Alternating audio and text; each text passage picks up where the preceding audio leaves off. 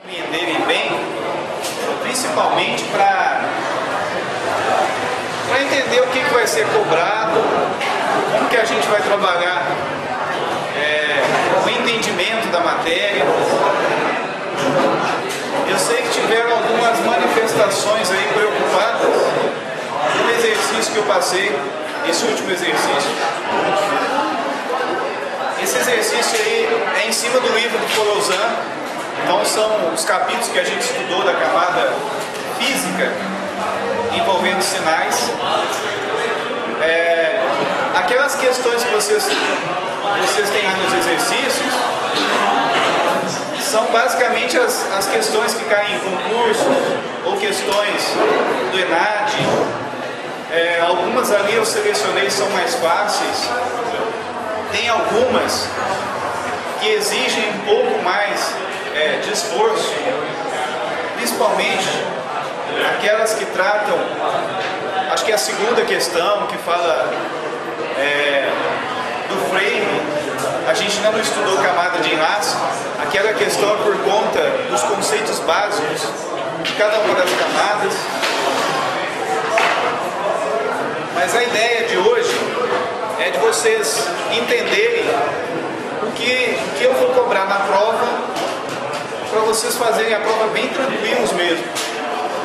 Professor, Oi? a prova é mais ou menos ou mais simples? Então, o que eu vou dizer do trabalho? Tem algumas questões, por exemplo, que vocês têm que... eu tenho que decorar a fórmula? Não, vocês não têm que decorar fórmulas. Mas a ideia é que vocês demonstrem a partir da prova que entenderam o conceito. Então, largura de banda, codificação. Eu não vou cobrar de vocês, por exemplo, qual é o... para você detalhar, por exemplo, um determinado tipo de codificação em bloco ou codificação em linha. Não é essa a ideia, gente. A ideia é entender como funciona o sinal digital, o sinal analógico, a questão de componente DC, tem questão a questão de modem, o que o modem faz, multiplexação, comutação, e alguns conceitos aí que a gente viu relacionado a OSI, padronização, internet, o modelo TCP/IP, o modelo, em geral, o modelo OSI. E eu tem questões, basicamente, em cima do que já tem ali naquele exercício. O capítulo 1 do Forozan são os conceitos básicos, que vocês fizeram os outros exercícios antes que eu trouxe hoje. Eu olhei esses exercícios aí, eu não sei se eu separei os que estão em branco aí no meio, mas eu acho que estão todos.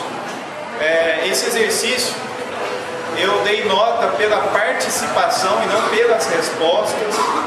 Então quem respondeu o exercício já ganhou aí uma fração. 5 pontos esse exercício para quem entregou e fez todas, independente de estar certo ou errado. Eu também coloquei no EAD o gabarito desse exercício. E tem algumas questões ali que eu olhei, por exemplo, as últimas, acho que a 29, 28, 30, as questões que falam de topologia, eu vi que algumas respostas ficaram um pouco fracas, faltou alguma coisa. Então a gente vai discutir um pouquinho hoje para, digamos assim, deixar mais tranquilo. Então, o que a gente precisa saber de fundamentos de comunicação? Emissor, receptor, meio, protocolo, mensagem, coisas que vocês já viram nessa atividade. Essa apresentação aqui é bem resumida, mas ilustra bem o que a gente está estudando. Conceitos como esse aí na tela, tem que ficar claro que você sabe. Taxa de transmissão, bit, a menor unidade. Então, se eu estou falando de transmissão digital, BPS, eu vou sempre utilizar BPS, uma referência a bit, que eu vou transportar 0 ou 1. quando eu estiver falando de sinal analógico, de transporte de dados em cima de um sinal analógico, comunicação analógica, vou falar em hertz, vou falar em ciclos. Isso é importante para vocês já fecharem. Byte, conjunto de 8 bits. Por que eu preciso saber disso? Coisa simples. Eu posso dar um cenário, acho que vocês têm um exercício assim. Eu tenho uma taxa de transmissão X. Essa taxa eu posso dar ela a taxa de sinal. A taxa de sinal, lembrando, é a taxa em hertz, a frequência em hertz. E aí eu vou falar para vocês, olha, o fator de codificação é 1 para 1, ou seja, cada sinal transporta 1 bit, coisa bem simples. E aí você tem lá uma vazão, você tem uma largura de banda X e tem um arquivo de tantos megas. Quantos segundos vai demorar para dar download? Quando a gente estava fazendo aquele exercício de comprimento de onda, a gente viu isso. Então, tem que ficar atento a essas questões de conversão. Entender bem, olha, eu estou falando de bits por segundo, e aí eu estou falando de um arquivo em megabytes. Lembra que um byte é formado por 8 bits. Então você sempre tem que ficar atento aí. Dependendo do exercício, vai ter que multiplicar, dependendo do exercício, vai ter que dividir. Mas não pode esquecer disso.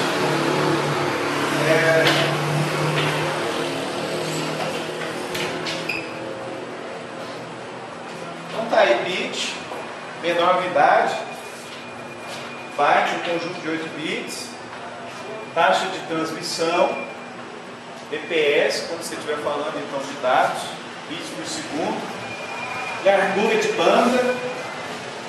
Então, como é que eu calculo a largura de uma banda? Eu tenho a maior e a menor frequência. Nesse intervalo eu tenho a largura da banda. Por exemplo, banda de telefonia celular, banda larga, ou de repente algum canal específico, modulação, o modem, a transformação. Então, geralmente eu coloco, não sei se eu vou fazer isso nessa prova, mas eu costumo colocar a seguinte situação. Um usuário em seu computador, conectado na rede local, está acessando a internet utilizando uma linha de transmissão analógica. E aí eu posso pedir para vocês identificarem alguns elementos. Então eu já fiz da seguinte forma, eu coloquei um desenho e você identifica, naquele desenho que eu estou te perguntando, olha, essa transmissão nesse determinado ponto é digital ou é analógica? Então olhando pelo desenho, você já vai identificar o que acontece. É basicamente esse processo aí que envolve a modulação. Então você tem saindo uma informação lá do seu computador, informação digital, e aí você tem que saber diferenciar, olha, é uma transmissão digital ou uma transmissão analógica, um sinal analógico. Sempre vai ter uma indicação, por isso que as coisas básicas mesmo, gente, não precisa ficar pensando que é bicho de 7 cabeças, não. Isso é fundamental. A disciplina de redes, para alguns, pode ser até entediante. Eu já sei que é bit, sinal, eu sei de frequência, mas o objetivo é vocês terem o mesmo nivelamento. Porque lá em Redes 2 que a gente efetivamente começa a trabalhar com os protocolos, começa a executar. Então eu vou passar atividade para vocês, por exemplo, desenvolver uma aplicação. Então a atividade de Redes 2 geralmente inclui conhecimento de programação. A gente vai pegar um protocolo, por exemplo, desenvolver um sistema de mensagem ou um jogo, tá? E aí vocês vão entender melhor se tiver esse equilíbrio de conhecimento em Redes 1. Como é que funciona o processo de codificação? Então a gente sabe que existe codificação em linha, codificação em bloco, ou você ainda pode ter um processo utilizando a amostragem.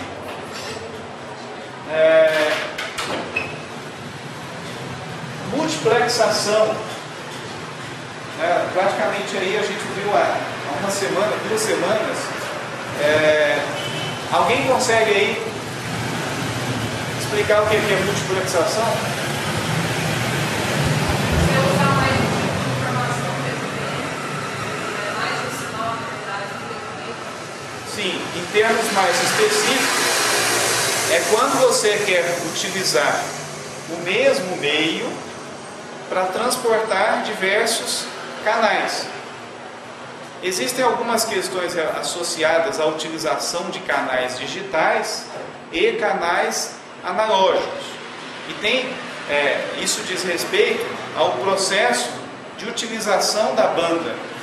Quando eu estou transportando um sinal analógico, eu tenho o conceito de passa baixa ou passa faixa.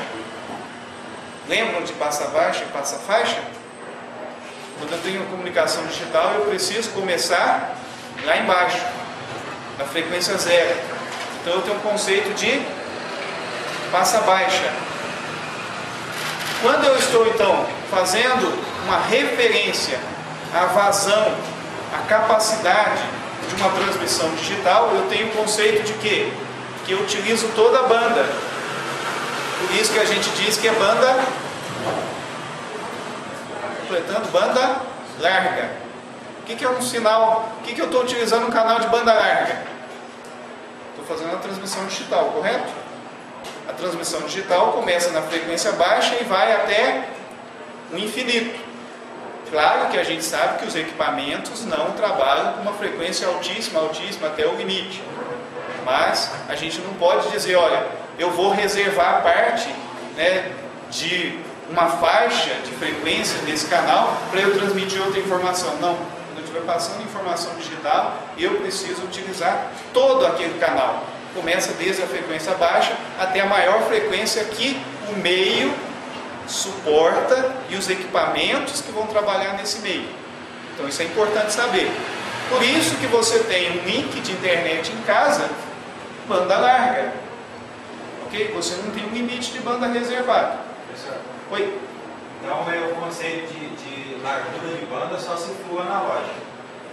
Calcular a largura de banda, então só se for analógico, digital. Não, na verdade você tem sim largura de banda associada à frequência que você trabalha e à codificação.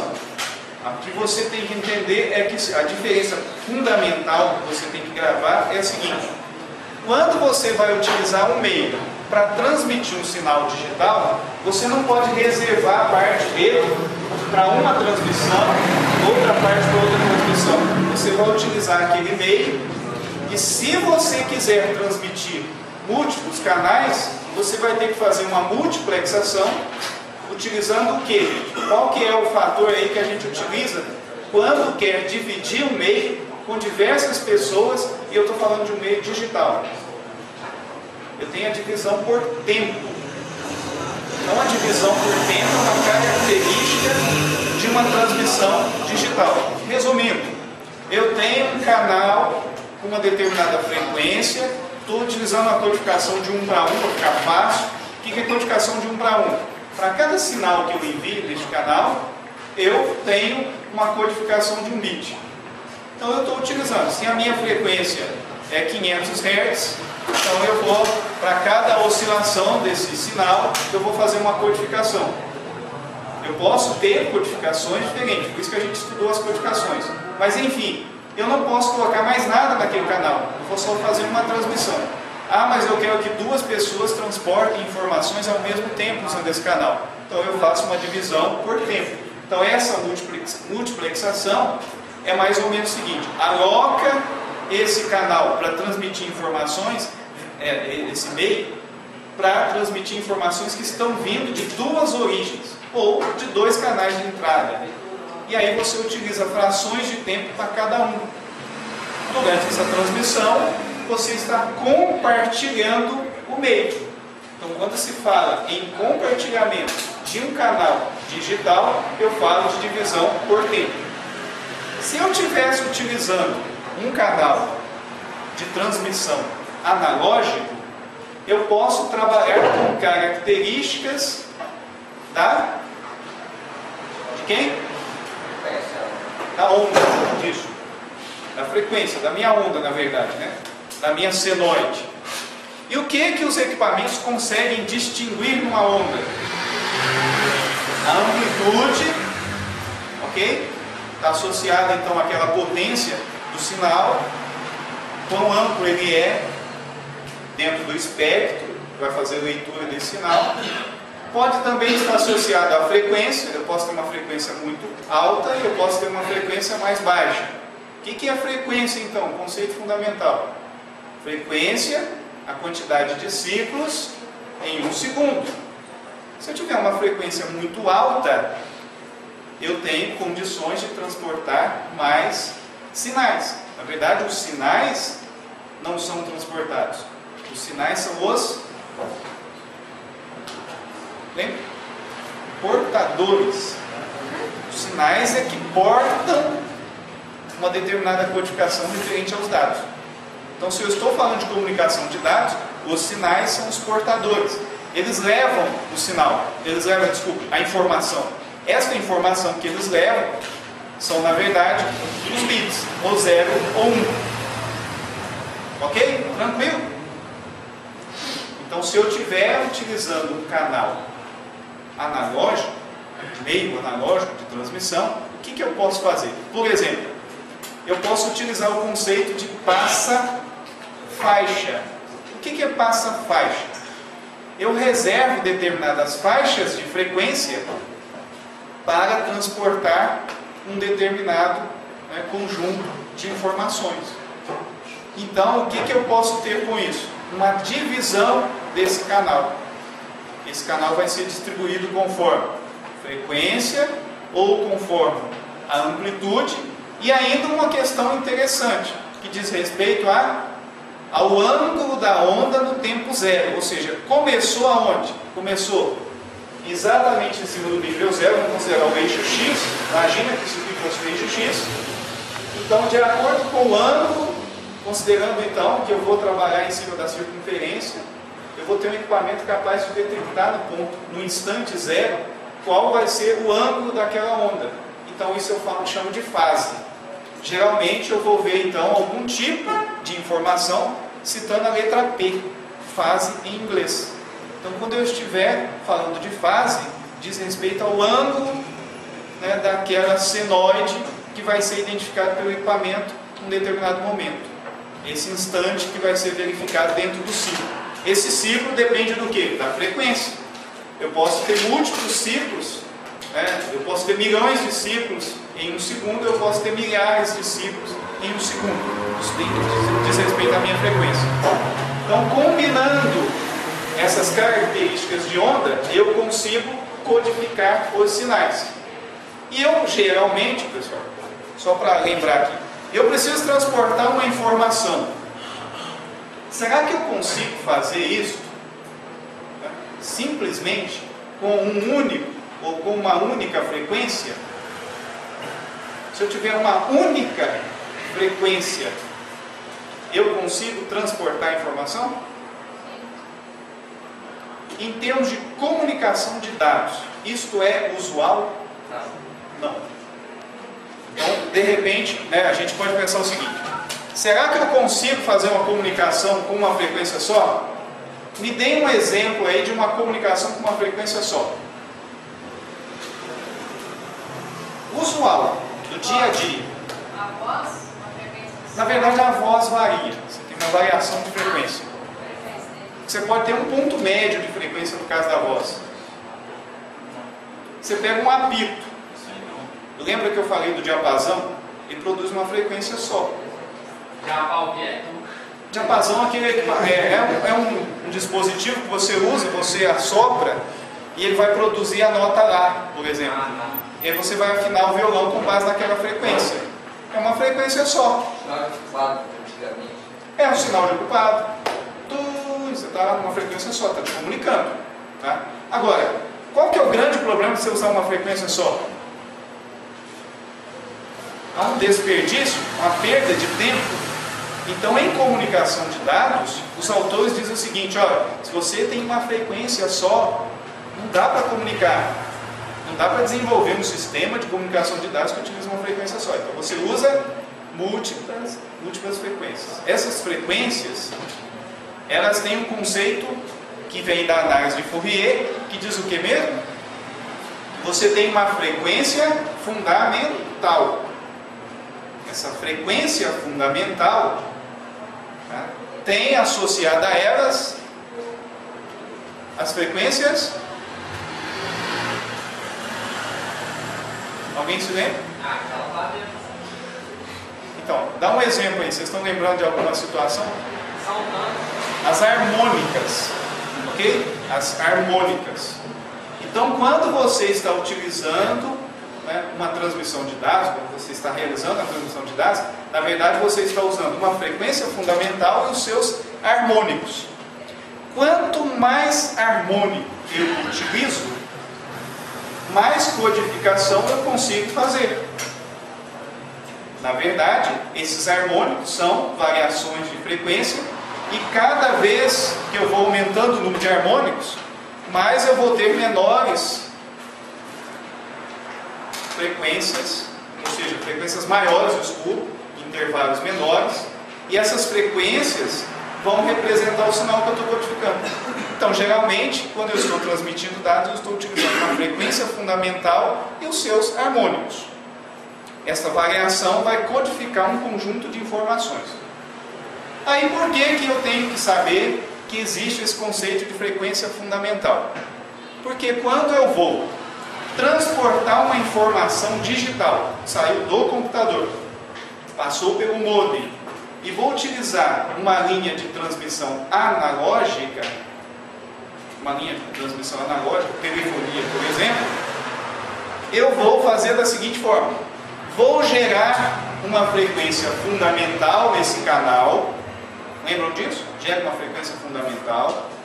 E aí eu vou ter um equipamento que, acoplado a essa frequência fundamental, vai transformar essa frequência, vai gerar uma frequência transformada dessa frequência fundamental e vai enviar essa informação.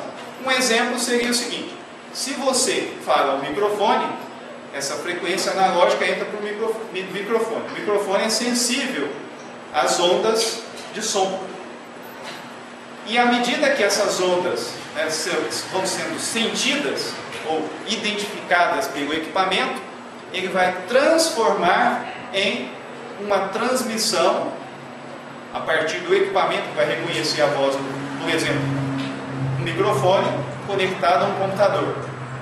O som entra pelo captador do microfone e é transformado num sinal digital.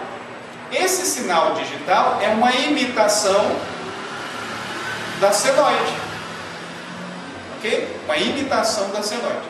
Outra característica importante da comunicação de dados: quando eu falo em transmissão analógica, eu sempre me preocupo com a quantidade de ciclos por segundo. Por isso eu sempre digo que, se a transmissão é analógica, eu preciso ter um período. Lembra do período? E por isso eu falo que ela é periódica. Mas se eu estiver transmitindo uma informação digital, eu posso utilizar uma codificação aperiódica. Então, se for transmissão digital, pode ser aperiódica. Sinal digital, aperiódico. Sinal analógico sempre tem período. Será que dá assim para vocês arriscarem a dizer, e por que será que quando eu estou utilizando uma transmissão analógica, eu preciso do período? Por quê, gente?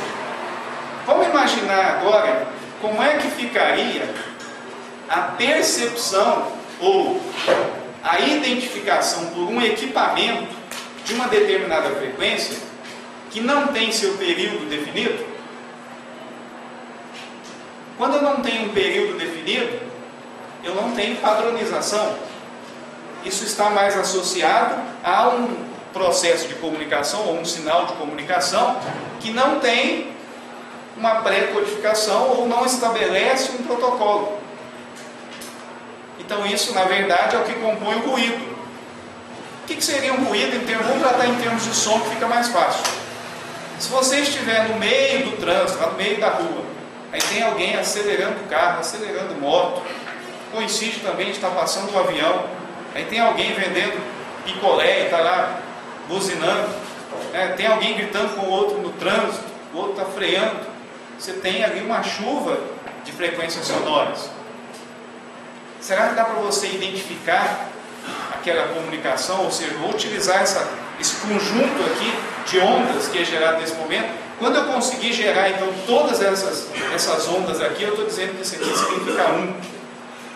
E se agora elas forem diferentes, significa 0. Imagina tentar fazer isso. Então, quando você vai trabalhar num processo de comunicação analógica, você define qual vai ser a tua frequência, qual vai ser o período, quantos ciclos você vai considerar por segundo. Por quê? Os ciclos que estiverem fora desse período, você ignora. O seu equipamento vai ignorar. Mas quando você estiver fazendo a transmissão digital, é porque você já tem um ambiente cujo meio é controlado. Então você pode trabalhar com intervalo variado. Então esta é a analogia para que vocês percebam a importância de se trabalhar. Quando for frequência, quando você estiver falando de um sinal analógico, considera sempre que tem um intervalo. A quantidade de ciclos dentro de um segundo, em período. Somente na transmissão digital que esse sinal é aperiódico. De acordo com a codificação digital é que você vai perceber isso. Bom, o que mais que a gente pode ver? Daqui eu fui, olha como eu peguei a multiplexação, fui explicando o processo de multiplexação e cheguei em todas essas questões que a gente acabou de ver. Neste caso aqui, o que está acontecendo aí, gente? A multiplexação de que tipo?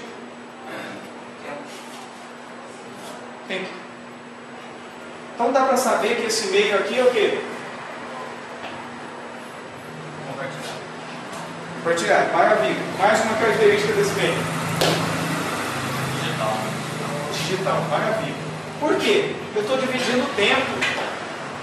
Eu não posso colocar vários canais para utilizarem um único canal digital e conseguir separar essa informação.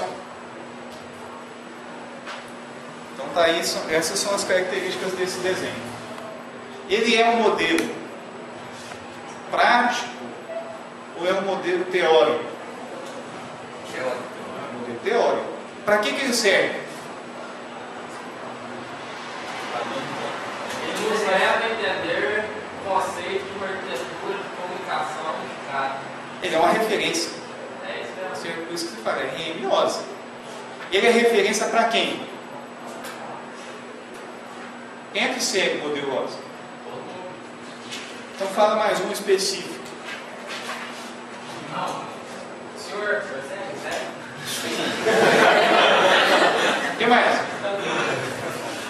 Com certeza. O modelo OSI, ele se espalhou por quê? Vocês estão estudando com base no modelo OSI. Não deixa de ser, de certa forma, uma padronização para disseminar conhecimento. Comunicação de dados sem estudar o modelo OSI ficaria mais difícil. Você poderia utilizar o padrão utilizado pela NEC, a outra utilizar o da IBM, o outro utilizar o próprio, resolveu criar o processo de comunicação. E aí a gente teria N fabricantes, de fato até existem, o modelo OSI é o mais utilizado, mas se você quiser usar um processo seu de comunicação e desenvolver um processo seu de comunicação, tudo bem. Imagina agora você conseguir um processo de comunicação totalmente seu, criado no fundo de quintal, e que seja mais interessante que OSI. É desafiador porque a Xerox, por exemplo, tentou um padrão fechado. Quem mais tentou padrão fechado de comunicação, você sabe? A Apple. A Apple fechou, olha, eu vou trabalhar dessa forma. E aí o que acontece com quem fecha o padrão? A indústria não fabrica igual. Os equipamentos passam a ser proprietários. Olha, esse equipamento só serve para funcionar com esse sistema operacional e essa plaquinha eu só posso colocar no dispositivo da marca X. Marca Y não serve. Então os fabricantes de equipamentos se beneficiaram do modelo OSI porque ele passou a ser a referência de construção. Outra coisa importante. O que é que o software vai fazer e o que é que o hardware vai fazer?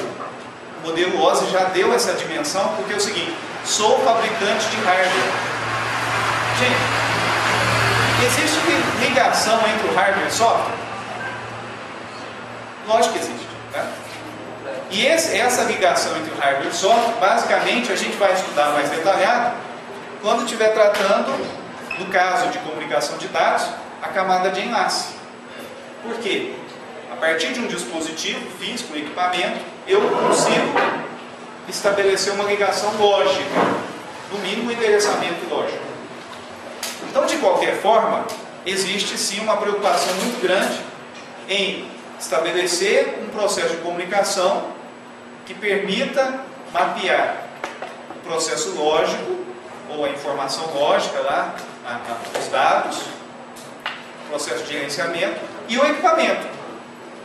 Então, o modelo OSI também, a partir das suas camadas, definiu, né, o que seriam responsabilidades ou competências de cada um desses conjuntos.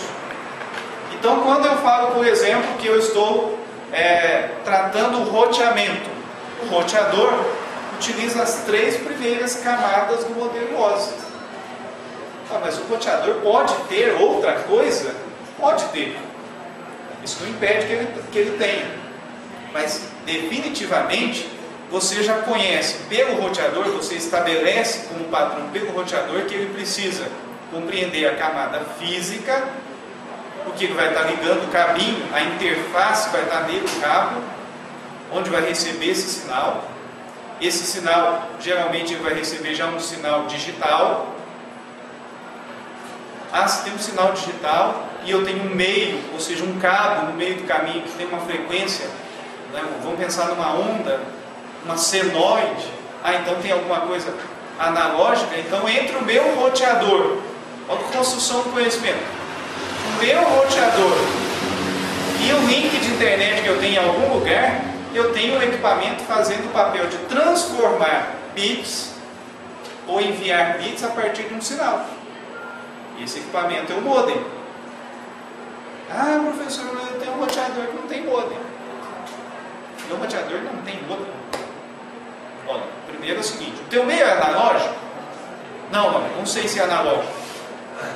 Dá para descobrir se o seu meio é analógico a partir dos padrões de comunicação. Exemplo: se você está utilizando ADSL, você está comunicando com uma central digital. Então, o teu link é digital. Pode ser que o seu roteador já tenha nele um equipamento capaz de codificar e decodificar. Hoje, normalmente, é chamado de modem. Então, quando vocês colocam a internet com ADSL, tá? Qual que é a característica desse ADSL? A gente também vai estudar mais adiante, mas eu posso adiantar agora que a principal característica é que eu tenho uma taxa de download, de upload, ele é assíncrono. Eu tenho uma taxa de download e de upload diferente. Tá? Eu posso dar mais download do que upload. Eu estou utilizando meio digital. Esse equipamento, meu roteador, ou mini router, ele já tem essa função do modem. Então, a gente constrói o conhecimento em cima do OSI, do modelo OSI, principalmente com a evolução que houve nos equipamentos. Então, quando a gente fala de roteador, eu estou falando do papel de rotear. Quando você pega esse equipamento que você usa hoje para acessar a internet, ele tem rede sem fio, então access point. Ele tem lá um codificador e decodificador, que a gente chama de modem digital. Ele tem também o papel de roteamento. E não é só isso, não. Às vezes ele ainda tem servidor de arquivo, ele tem um browser, ele tem um sistema de segurança, ele tem outras implementações das demais camadas. Mas quando a gente fala de roteamento, é o que compreende a camada física, de enlace e de rede. Quando eu chego na camada de rede, eu tenho que identificar um endereçamento. É o pacotinho. Lá daquele vídeo que vocês assistiram, o pacote tem uma etiquetagem. Olha, eu estou saindo daqui e eu vou para determinado ponto. Para onde eu vou? Onde tem um endereçamento lógico. Exemplo de endereçamento lógico, só para a gente adiantar o conhecimento. Não é desse conteúdo que a gente está estudando agora. A gente precisa saber o endereço IP. Então, o endereço IP, aquele número 192, 168, alguma coisa, é a parte lógica da comunicação. Por que é lógico? Olha, primeiro que é o seguinte: eu vou lá no software e falo assim, esse equipamento é um 9268.0.1. Eu não mudo nada fisicamente, estou mudando a informação digital ali. Ou seja, como que dentro da minha rede, esse equipamento, essa interface de rede vai ser identificada. O que seria então a interface de rede? É a ligação de uma unidade de processamento com um determinado canal de transmissão. Esse canal de transmissão pode ser, por exemplo, a rede cabeada utilizando par trançado, que vocês tiveram a oportunidade de limpar lá no laboratório de redes. Então, quando eu tenho esse processo de comunicação, eu tenho determinadas competências definidas. O roteador é simplesmente o equipamento que vai receber da camada física uma sequência de bits. Isso vai ser entregue na camada de enlace. A camada de enlace, qual que é a unidade que ela usa? A gente viu lá nos conceitos básicos do OSI. A camada de enlace é um frame, é um quadro. O que seria esse quadro? Um conjunto de bits. Se não me engano, aqui a questão 1 ou 2 desse exercício que eu passei para vocês, quem tentou fazer, alguém postou lá no Facebook que estava. Estudei 2 horas e já respondi a um. Quem foi? Ah, sim. Ah, não dá não. Então, essa 2 aí. O roteador é com as 3 camadas. Sim. Interior. Mas a determinação da rota é só. Então, aí é o seguinte: dentro de redes nós temos uns protocolos. Esses protocolos, eles têm alguns algoritmos para detecção de rota. Então, esse serviço de detectar rota é realizado dentro da camada de rede. Então, o roteador compreende as 3 camadas. Se eu estiver falando da interface de rede, gente, olha, a interface de rede, a plaquinha de rede, não é um hardware? Essa plaquinha de rede liga um meio a um determinado dispositivo que vai processar, enfim, vai receber e enviar informação. Essa plaquinha de rede, ela tem circuito eletrônico, tá certo? Essa plaquinha de rede também é identificada como um equipamento. Então dentro dela tem uma parte que é a parte física e a outra parte que é o endereçamento lógico. A parte física é o famoso MAC, que é um código criado para ser distribuído para os fabricantes. Ele está em hexadecimal e você vai ter 6 elementos para identificar o fabricante e 6 elementos para identificar a sequência. Então, por exemplo, a HP tem sempre as placas de redes da HP vai ter uma determinada sequência no MAC, o endereço MAC, que é o endereço físico. Teoricamente, quando se construiu esse modelo, baseado aí numa padronização do IEEE, Instituto de Eletrônica, na verdade definiu-se o seguinte: cada fabricante vai ter um identificador, vai identificar sua interface, vai identificar qual que é o fabricante, e ele vai poder gerar uma sequência. Se não fosse o mercado negro, ou seja, as atividades industriais ilícitas ou desorganizadas, não teria placa de rede com o mesmo endereço. Então toda a placa, se você conseguisse pegar todas as placas de rede do mundo e ligar ao mesmo tempo, no switch ou testar todas elas, não ia acontecer de ter um endereço MAC repetido, porque o propósito é esse. Mas alguns fabricantes usam o endereço MAC que algum fabricante já utilizou para colocar numa placa alternativa, que seria aí uma fabricação irregular, não registrada. Não se sabe por que eles fazem isso, deduzem. Então, essa ligação do físico tem que estabelecer um elo agora com a parte lógica. Quem é que vai fazer esse trabalho? A camada de enlace. Então, conclusão, uma placa de rede compreende todas as funcionalidades até a camada de enlace. Ela faz essa ligação entre o lógico, e o físico, que é o MAC. E o meio físico é por onde eu trato todas as questões envolvendo sinal analógico, sinal digital. Isso tudo já vem com o fabricante. Então, quando eu compro uma placa de rede, eu tenho um software dela. Lógico que eu tenho. E esse software tem que entender do processo de enviar dados por uma rede. Vamos falar então de uma rede, por exemplo, Ethernet, a rede local. A rede local, a característica fundamental dela é comunicar pontos próximos. Vocês viram também lá no capítulo 1. Rede local, pontos próximos, né? Até alguns quilômetros. Essa rede local, se a gente considerar o padrão de rede local mais usual, que é a rede Ethernet, que inicialmente foi desenvolvido pela Xerox e tiveram diversas evoluções e padronizações, essa rede Ethernet, todo equipamento tem uma interface. Essa interface é a plaquinha de rede. Então vamos imaginar que você tem uma rede local utilizando a topologia. Olha onde eu fui buscar. Topologia. Então eu tenho uma topologia em estrela.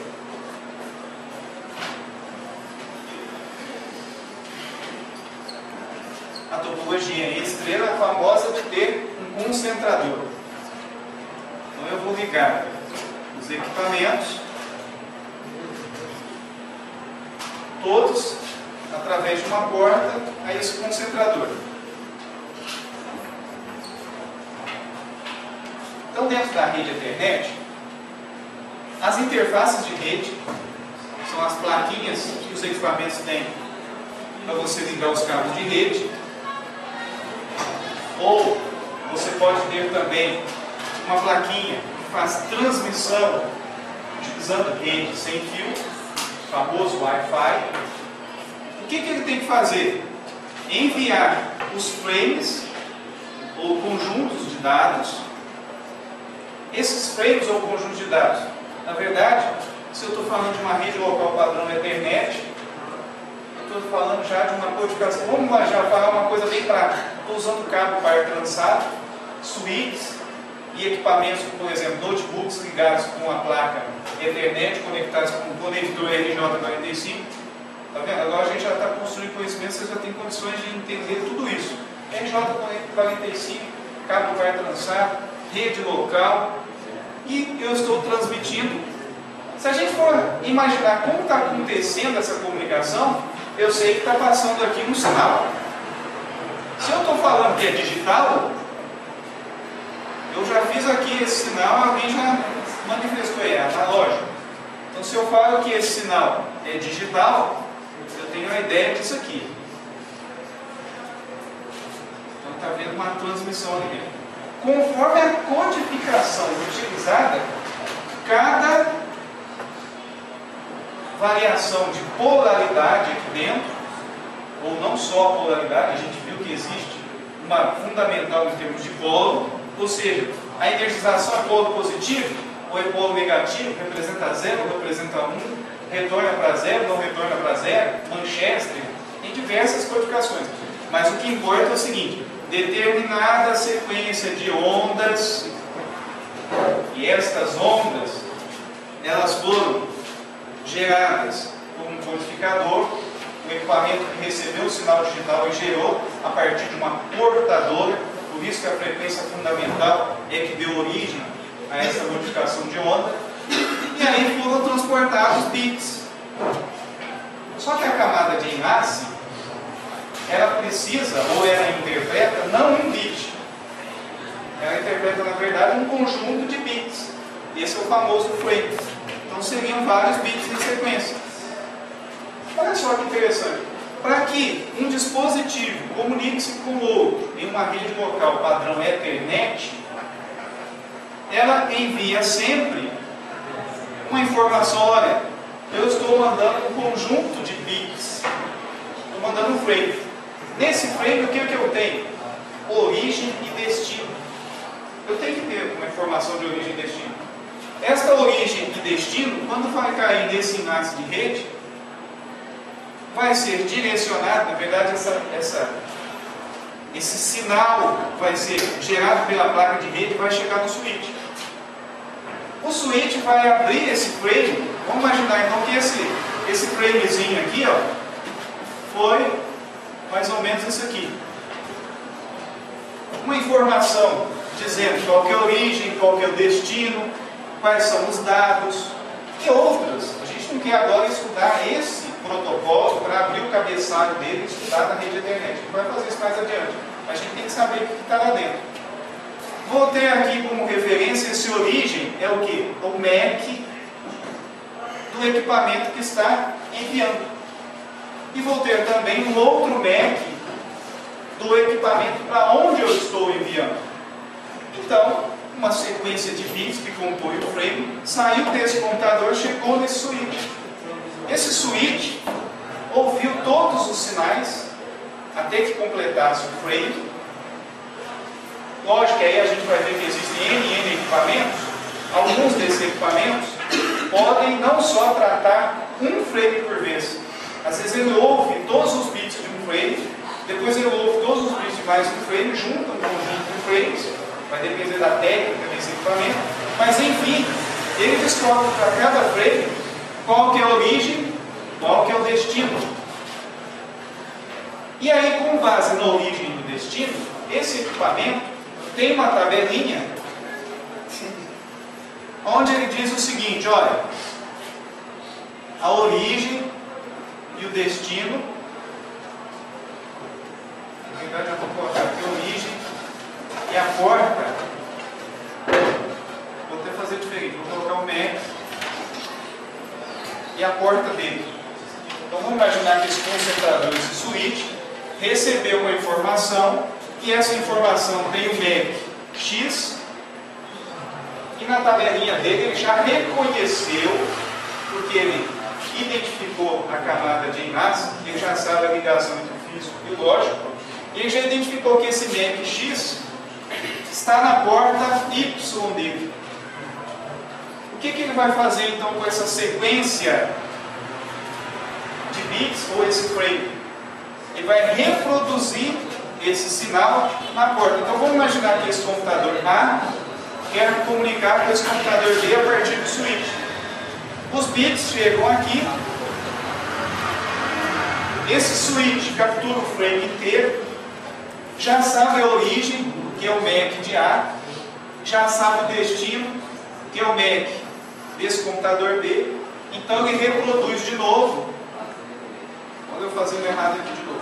Ele vai reproduzir agora os sinais nesse cabo, na verdade vários aqui, são muitos sinais, uma frequência bastante alta, e ele vai enviar esse frame para chegar nesse endereço de bits. Quando você conecta o switch, ele já enxerga o MAC? Na verdade, na hora que você coloca o equipamento do switch que ativou, energizou a porta, que pelo contato já energiza a porta, imediatamente, né, o que geralmente vai acontecer aqui, o próprio software do switch, ele tem um software funcionando nesse circuito, ele já vai identificar, né, já vai controlar, por exemplo, o switch detecta qual é a velocidade, uma série de coisas que ele tem que fazer. Mas enfim, ele já está apto a receber uma sequência de sinais digitais. Ele está habilitado para ouvir, mas sabe que do outro lado tem um equipamento? Pode não ter, porque às vezes você conectou ali e não tem o equipamento. Alguns switches só vão ativar o funcionamento quando a energização ocorrer desse ponto com esse. Aí o que vai acontecer com esse equipamento que foi colocado? Esse equipamento foi colocado numa placa de rede. Essa placa de rede pressupõe estar no equipamento energizado, funcionando corretamente, seguindo o padrão, né, que está lá na especificação 811. Então o que vai acontecer? Imediatamente esse equipamento já dispara uma sequência de frames para ele. E o switch já responde com uma sequência de frames para ele. Tanto é que o LEDzinho da placa de rede já começa a mudar. Primeiro ele pode piscar, sinalizando, aí vai ter que dedicar ao fabricante, mas ele pode avisar o seguinte: olha, se você acabou de ligar, vai piscar na cor laranja, que é os LEDs mais modernos, multicolor, então ele vai piscar na cor laranja. Se você tiver um processo de comunicação, ele pode receber agora uma sequência verde, que está estabelecendo comunicação. E aí depois ele pode ficar intermitente para indicar que está trafegando dados. Mas nesse cenário, o que já aconteceu? A hora que você conectou essa placa de rede, ela mandou uma sequência energizada de sinais, esse switch identificou, e a partir do momento ele foi lá, atualizou a tabelinha dele e falou assim: agora eu sei que o equipamento MAC X está ligado na minha porta Y. E o meu equipamento NEC Z está ligado na minha porta H. Então, o switch passou a reconhecer, a partir das suas portas, a qual equipamento ele está ligado. A comunicação, então, na rede Ethernet vai ser assim.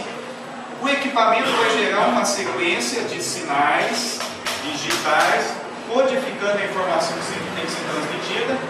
Essa codificação vai compor um frame, e esse frame contém a origem, o destino e um conjunto de dados. Por isso que são muitos bits. São vários bits só para identificar o bit, vários bits para identificar o destino, vários bits para identificar os dados.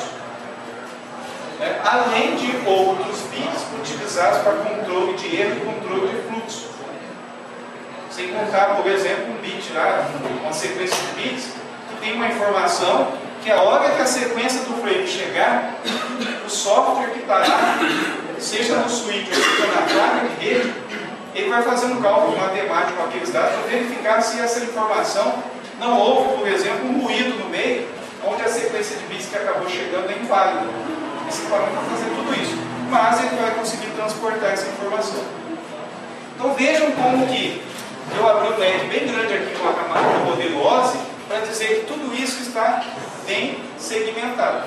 A gente está estudando no momento esse processo de comunicação.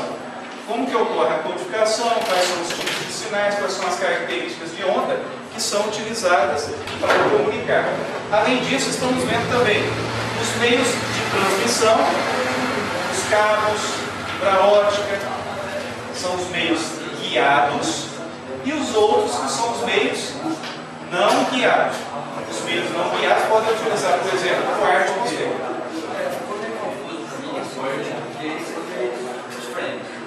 Você falou também na segmentação, isso aí está aparecendo no pacote também.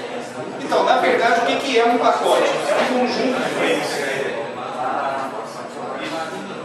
Na verdade, olha só, vários frames chegam, só que é o seguinte, eu ainda não tratei o roteador aqui, por isso que eu não quis falar do pacote. Porque esse frame chegou aqui. O switch descobriu o endereço, ele mandou o frame para cá, ele não precisou ver endereço IP.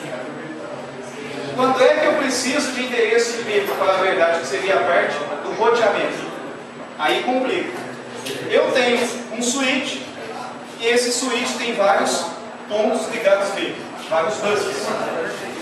Só que esse computador aqui, ele quer se ligar a um outro computador que passou pelas nuvens. Pessoal, toda vez que eu coloco nuvem, eu estou falando de um conjunto que eu não conheço. Eu posso falar que essa nuvem é a minha rede de internet, ATM, enfim, um emaranhado de tecnologia que eu não conheço. Lá eles vão encarregar de levar a informação até o meu destino. Mas enfim, veja, eu peguei e mandei uma informação de A para B. Para onde ela vai? A rede é uma rede estrela, é óbvio que ela está indo para o meu switch. O meu switch, através da tabelinha de MACs, ele sabe para onde ele tem que mandar esse frame. Então o frame chegou, ele ouviu, como se ele ouvisse uma orelha lá e gerasse o sinal na boca. Ele gerou esse sinal. Isso tudo é energização. Esse sinal foi para onde? Para o respectivo endereço. Então se eu coloquei um equipamento na rede, peguei um cabinho qualquer e coloquei no switch, mas a placa de rede onde esse cabo está ligado não está com defeito, não foi desenvolvida seguindo o padrão 811, que é para a rede Ethernet. Então ele não vai reconhecer. Por isso que se você pegar a plaquinha de rede, ligar nela um cabo UTP, esse cabo de rede normal, mas esse cabo de rede, se eu estiver com uma pinagem, uma crimpagem diferente, e em vez de você ligar do outro lado do equipamento de rede, você ligou um carrinho, um brinquedo, uma coisa que não tem nada a ver, uma energização diferente, sem contar o risco de estragar o equipamento, você não vai permitir que os sinais sejam identificados. Mas, isso é o padrão 811. A gente vai estudar as variações dele depois. Esse processo de comunicação permite o quê? Que neste enlace de rede, um host A comunica com B ou com qualquer outro ligado no switch. O problema aí começa no seguinte: eu quero comunicar com esse equipamento aqui. E vamos colocar aqui o MAC desse equipamento. Olha só, gente. Só para a gente completar agora e entender o papel do roteamento. O MAC desse equipamento é o MAC M. O MAC é M. O switch, infelizmente, não vai conseguir enxergar esse MAC M. Ele não sabe quem é. Só que aí entra agora no trabalho da camada de rede. A camada de rede vai fazer o seguinte: quando eu colocar esse computador na rede, com esse aqui, ligado num switch, mas o switch tem uma outra porta que está ligada num roteador, tá? Esse roteador tem naquela porta que está ligada no switch um determinado MAC, vocês concordam? Ele tem um MAC. Eu vou chamar esse MAC dele de interrogação. Porque aí vai fazer o seguinte: esse roteador vai ter um MAC que o switch conhece. No equipamento, você vai falar para ele o seguinte: olha, eu quero mandar agora, aí eu já preciso de um pacote, não é frame mais. Eu preciso mandar um pacote para um determinado MAC ou para um determinado endereço lógico, um IP, que eu não sei onde está. Então esse equipamento que você está enviando vai mandar esse frame para o switch. O switch vai pegar esse frame e vai mandar para o roteador. O roteador vai comportar-se como se ele tivesse o MAC de todos os endereços de fora.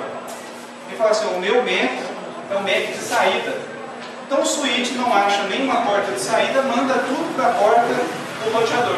O roteador começa a receber aqueles frames. O roteador recebe o frame do mesmo jeito. Só que o roteador monta todos os frames até ele virar um pacote. Montando esse frame, transformando ele em um pacote, ele consegue ler no pacote o endereço lógico, o IP. Esse roteador poderia estar ligado também, a partir das nuvens, a outro equipamento. E esse equipamento seria, vou colocar aqui, esse equipamento foi o equipamento C e esse equipamento é o equipamento D. Aí qual que é o papel do roteador?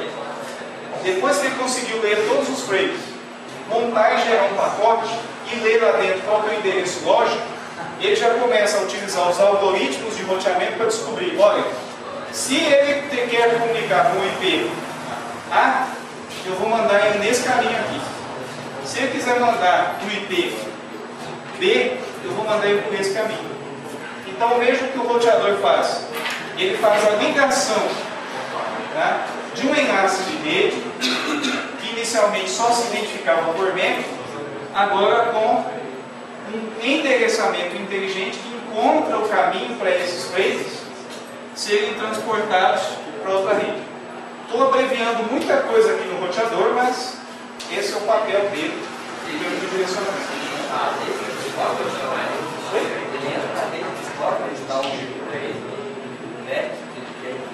Não, na verdade não é que ele descobre.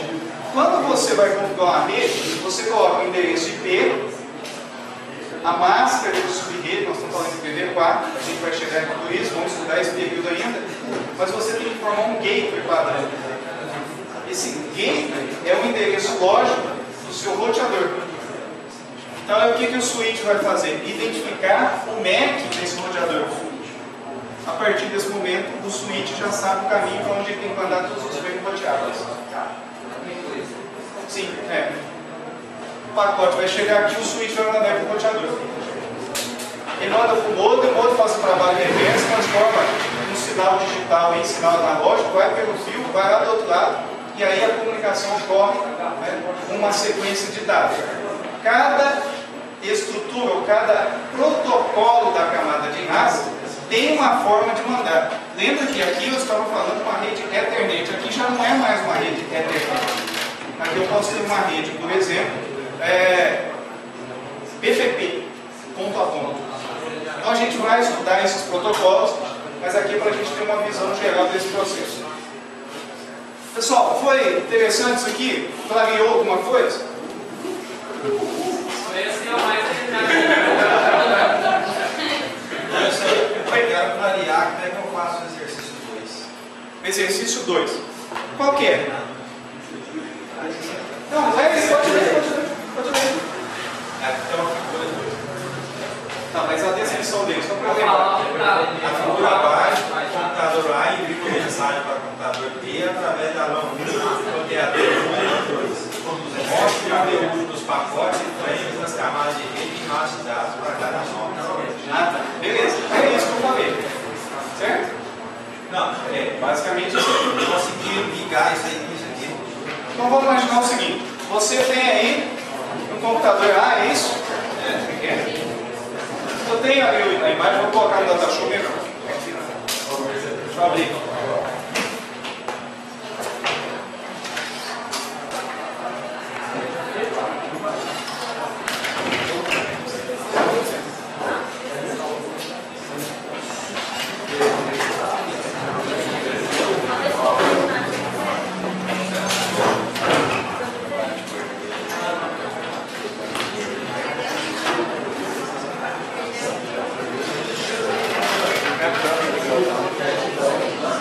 Esse aí. Pessoal, vamos enxergar esse aí então.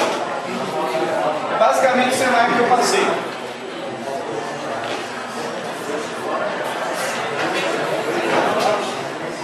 O que vocês acham que é esse A/40? O que seria 40?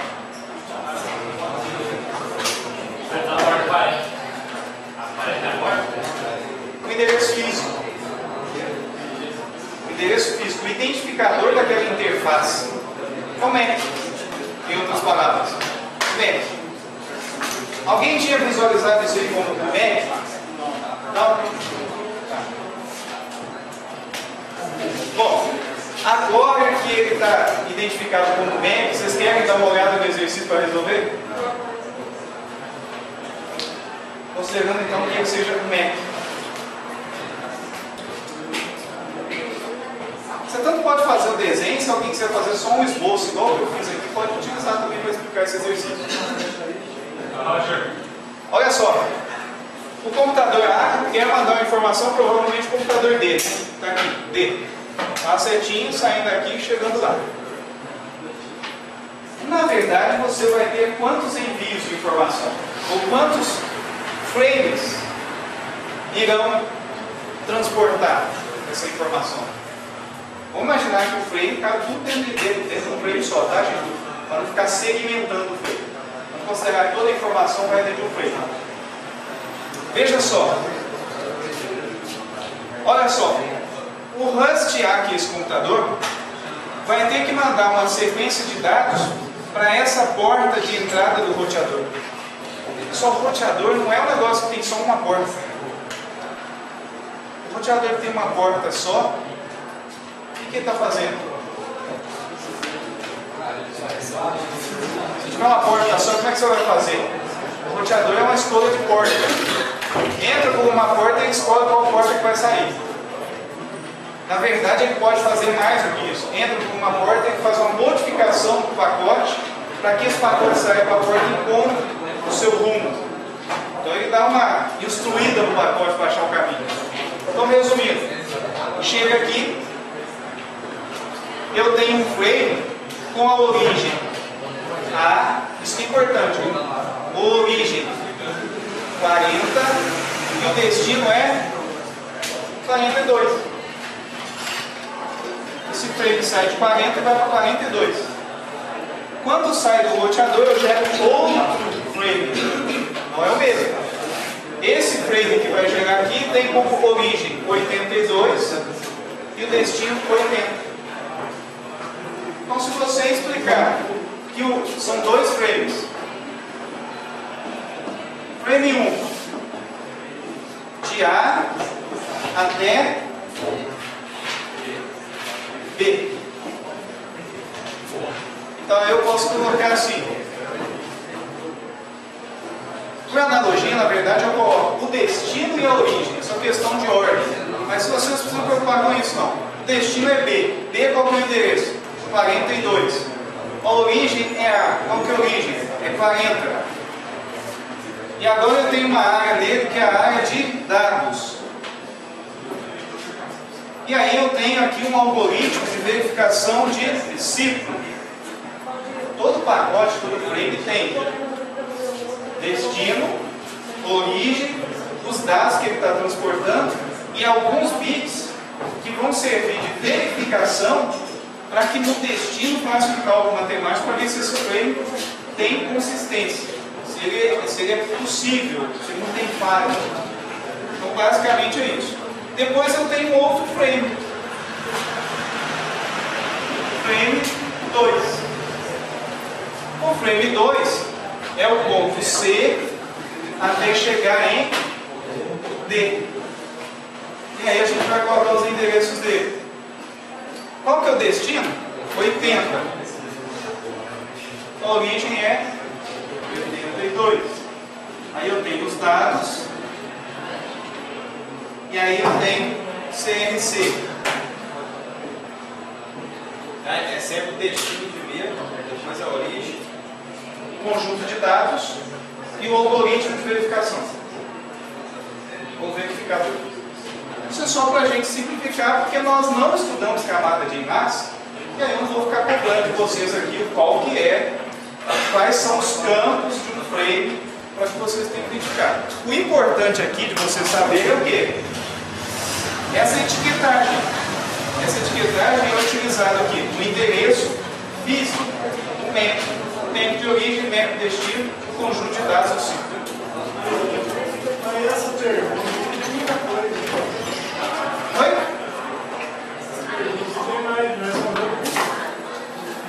Já porque Nosso pacote foi usar uma TV, enlace, barcadas. na verdade você tem que explicar cada um. Então eu pedi o conteúdo dos pacotes e frames nas camadas de rede de enlace. Na verdade, na camada de rede, aí a gente teria que informar o endereçamento de origem e endereço do destino. Mas não precisa completar a camada de rede, porque a gente não estudou a camada de rede completar.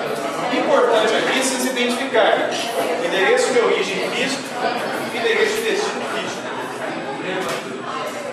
Pessoal, só para adiantar e deixá-los tranquilos, eu não vou cobrar essa questão aqui na prova, porque nós não chegamos a estudar detalhes do frame. Tá? Por que eu coloquei essa questão aqui? Eu compreendo que essa questão ajuda a entender o processo de comunicação, para saber que o sinal é transformado em frame, o frame é transformado em pacote. Só tem essa aí que tem coisa a mais? Eu acho que é, né?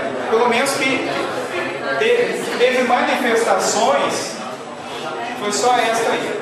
Porque eu não chegaram no final. Na hora que eu abri, eu fechei. Não, A 1, você? Não respondeu? Eu vou responder só a primeira. A 1 e ela. Está errado?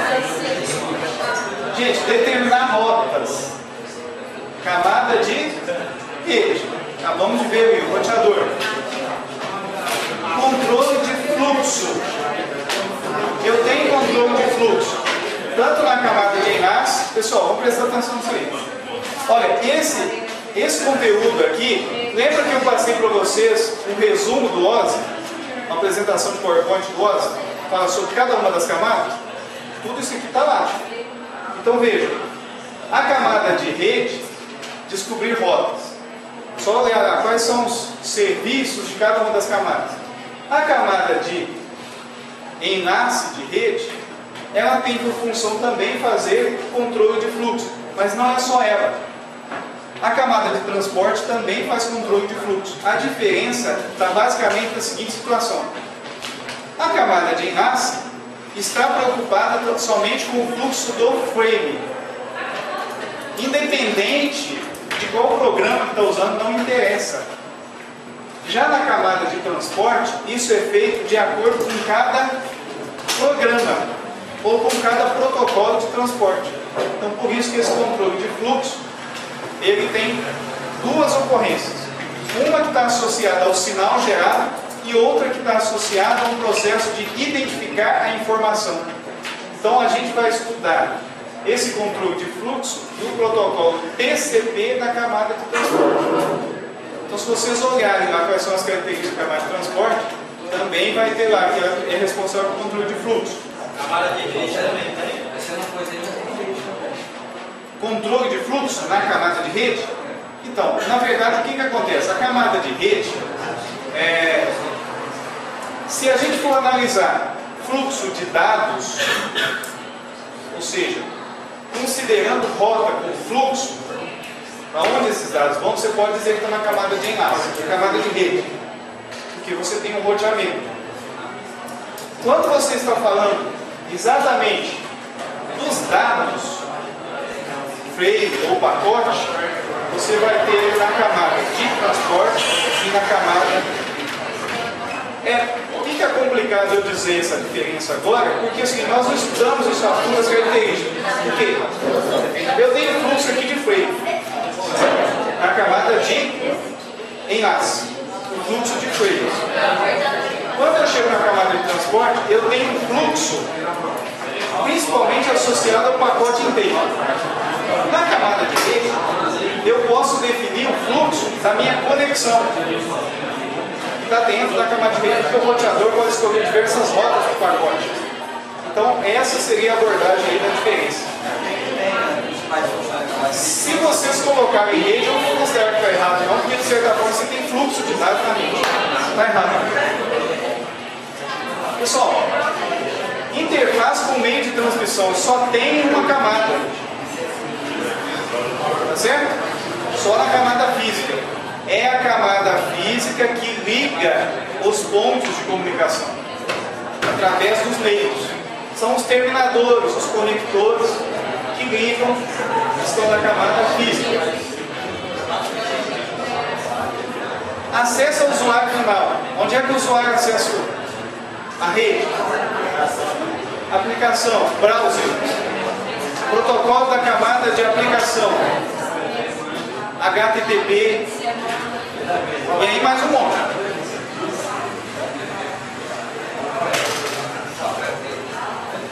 Pessoal, para acertar isso aqui, estes exercícios, agora eu já fiz o 2. Amanhã todo mundo tem condição de pelo menos ter visto esses exercícios? Porque eu coloquei para o dia 15, a prova é dia 16. Qual que é a ideia? Se vocês quiserem ganhar os 5 pontinhos com o exercício, façam até o dia 15, coloquem lá no EAD. Tem que postar lá um PDF. Isso é uma forma de vocês já, a partir dos exercícios, revisarem o conteúdo para a prova. Amanhã, a intenção é revisar esses exercícios, então eu vou discutir amanhã as questões que vocês tiverem dúvidas. Tragam para mim amanhã todo o exercício que vocês têm dúvida. Lembrando que se a gente ficar o tempo todo só nesses exercícios, a gente fica limitado na revisão, não revisa tudo. Não, é verdade, porque tem 2 exercícios, por exemplo, falando de codificação de sinais. Concorda que não é todo o conteúdo? Então eu tenho outras coisas para revisar com vocês amanhã. Por isso eu quero que tentem fazer os exercícios, tragam as questões que vocês tiveram dúvidas para discutir igual essa de hoje. Márcio, quantas questões vai ter sua prova, tá vendo? Olha, Nossa, 50 não passa. tem 16 questões. Mas são pequenas. Lados fechados. Olha, eu costumo fazer prova com questão apenas de 30% a 35%. Não, a prova da vontade. Oi? A prova da vontade não. Isso tá, eu ainda não fiz, eu selecionei as questões da prova, falar para vocês como é que tá a prova, tá no forno, porque eu escolhi as questões, já tenho as digitadinhas, mas eu vou construir mais de uma prova, tá gente? Então, Posso ganhar até a prova. eu vou postar no dia, se Deus quiser, no dia 17 eu já posto. Professor, professor, Oi? vai mandar para a Marita esse exercício da prova? Sim, é por isso que eu falei que até o dia 15 vocês mandarem. Mas daqui só tem o melhor. Não, mas a gente vai discutir amanhã, vocês têm dúvida. Amanhã todas, a maioria. Dá tempo.